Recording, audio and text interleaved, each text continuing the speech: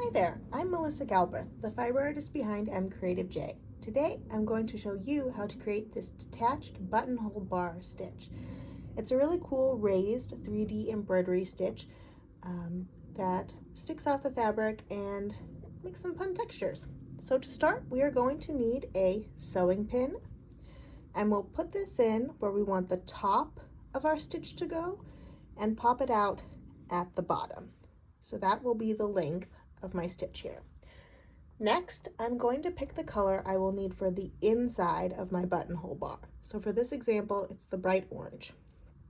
I come up on one side of my pin and I go around the top of the pin and go back down right next to it again, like so. And then I'm going to do that 2 or 3 more times here. So come up pretty close to the same spot, go around our pin and back down. And the more times you use this, or wrap your thread around the needle, wrap your thread around the pin, or more thread you use, the thicker the inside of your buttonhole bar will be. All right, so there are my orange inside threads. So I'm going to knot this thread off, and I just do a little slip knot here, working that down and tugging that close, and then we'll just cut this away here. All right, now we need the outside portion of our buttonhole bar. You could do this in all in one color and then you wouldn't need to knot your thread off, but I find it really stands out a lot more if you use 2 different colors. So I have this kind of minty color here with a knot at the end of my thread.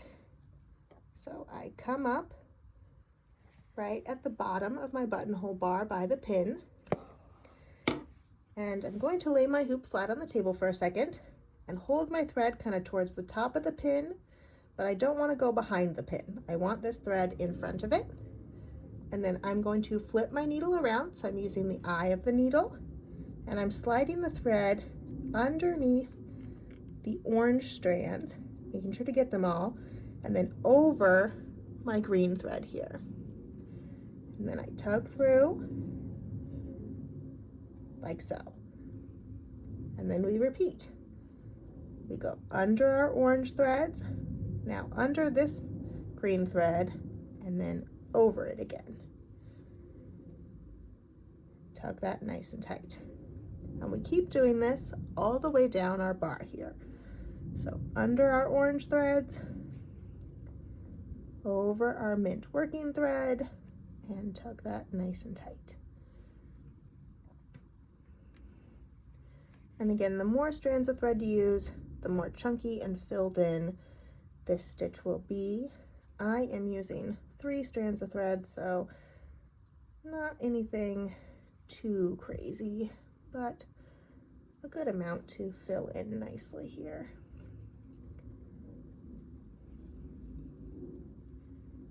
Go, keep on working our way down, and we want all of these buttonhole stitches to be very close together without overlapping here.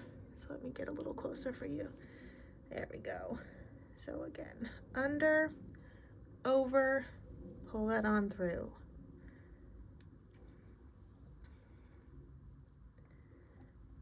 Keep working down till we can't go any further at the bottom here.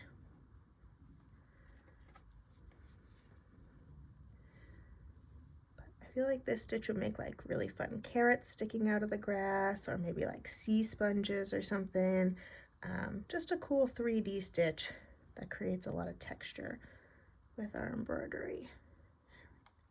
Oh, make sure you don't split your threads. There we go. All right, let's see if I can get one more in here. Oh, I can. Okay. There we go. All right, I think we're pretty close to the bottom here. So once we are, we will bring our thread back down at the bottom, right by our needle where we came out. All right, and we're going to knot this thread off as well. So I will make another little slip knot here. There we go. Cut this thread away, And now this is the fun part.